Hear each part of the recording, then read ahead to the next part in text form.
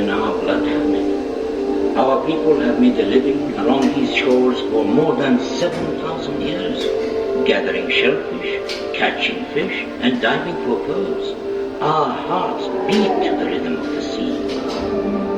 These waters contain a wealth of the finest fish, sea bream, tuna, and hammoud. Our forefathers made their nets and fish traps from woven palm leaves. Their boats were made of palm sticks bound together with rope.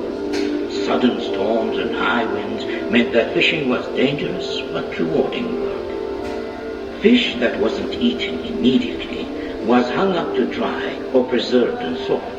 Some of it we ate, and some we exchanged with traders for other things like tea and rice.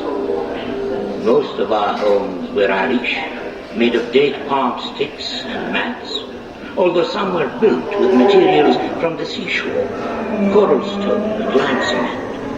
The walls reflected the heat of the sun. Inside, the rooms stayed cooler in the midday heat.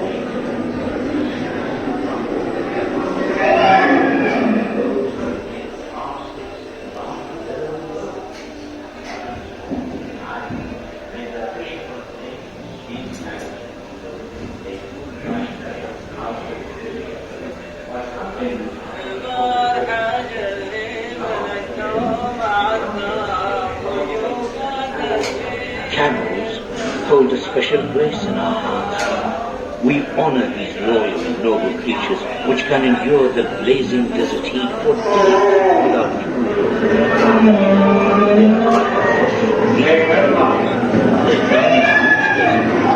or their leather make straps and sandals. The camels, perfectly adapted to life in the desert.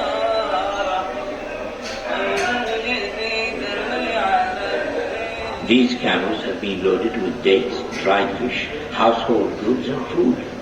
They used to cover huge distances to reach the oases inland at Liwa and Al-Ain, along routes that camels have traveled for generations.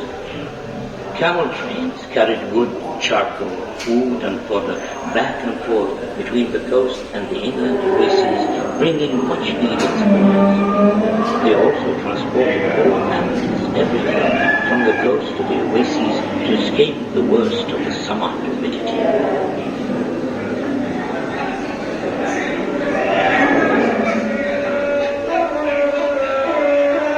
This is what makes camels happy. In the desert they can smell water from many miles. This oasis is fed by cool underground springs and a network of farages, man-made channels which bring water from the mountains. Here we produce dates, cereals, vegetables, fruit and fodder. It's a kind of paradise, cool and tranquil. At night the birds settle in the safety of the trees and you have to keep a watchful eye for the snakes and scorpions. The camel-raising bedouins were nomadic during the months of good grazing and would settle around oasis wells in the summer. Many would live in traditional desert tents made of woven cloth.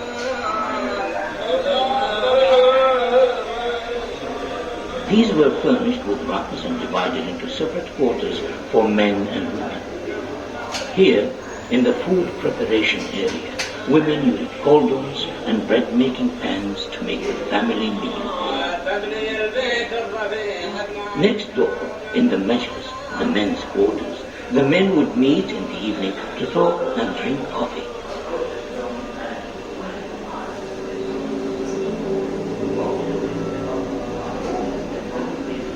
Our ancestors began to settle here more than 5,000 years ago, and they made the most of the world around them. Copper mining was one of the earliest industries here. Miners hammered away at rocks with hand-made tools to uncover seams of copper ore in the mountains.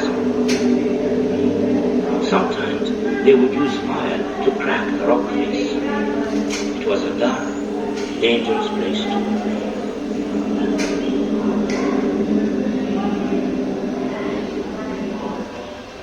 Once mined, the copper ore was heated to separate the copper from the ore, a process known as smelting.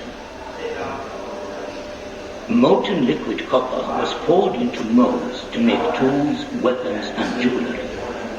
Once the casts had cooled, they were hammered into shape.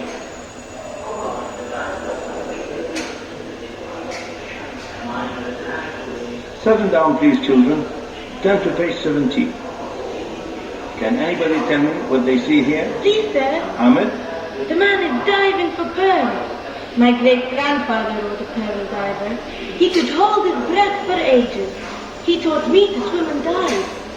One day, I'd like to be a diver too. I told you, Hamid, the sea is in our blood. In the last century, huge fleets of pearling vessels set out from Abu Dhabi every summer. The departure of the fleet was a major event. Families left behind were anxious about their loved ones. Some of the men never returned. The divers were weighted down as they plunged to the shallow banks to search for oysters.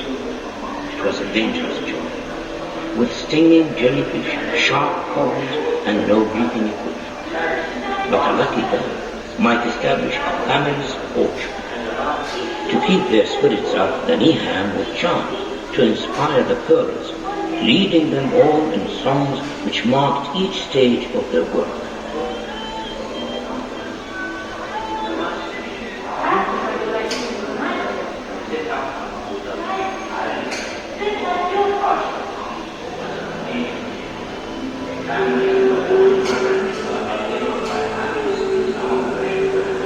Since oil was discovered in the Emirates more than 40 years ago, Abu Dhabi has become one of the world's major oil producers. Much of this oil comes from under the sea.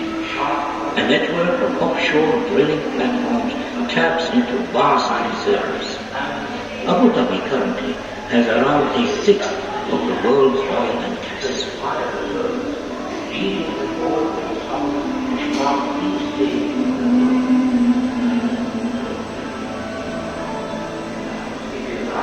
That's what I would like to be when I grow up, Grandfather.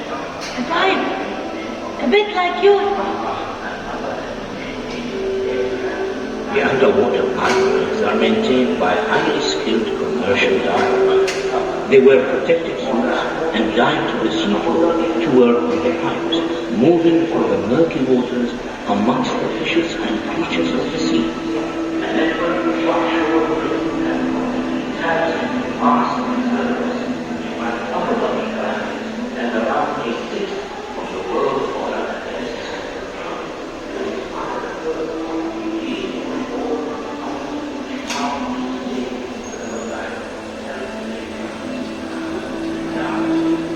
It is hard, skilled work on the oil drilling platforms.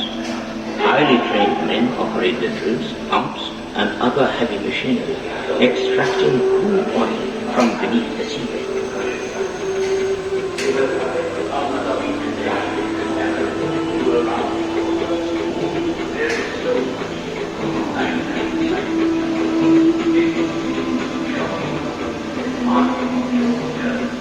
These futuristic structures are oil production facilities. Huge quantities of oil are produced every day at offshore and onshore production facilities. But even this modern industry was built using traditional skills. Pearl divers helped to lay the undersea pipes, and dhows kept fresh supplies coming in. Nowadays, massive tankers are needed to transport the oil and gas to the rest of the world.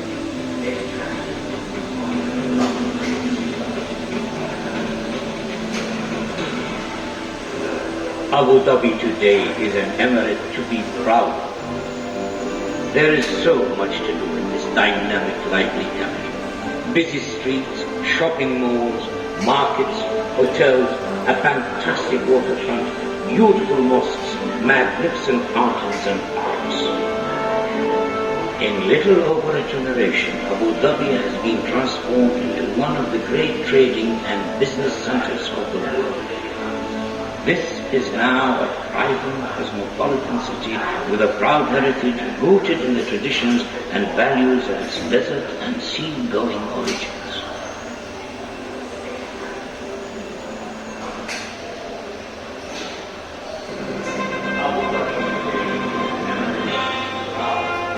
Isn't it amazing how much everything less than a single lifetime.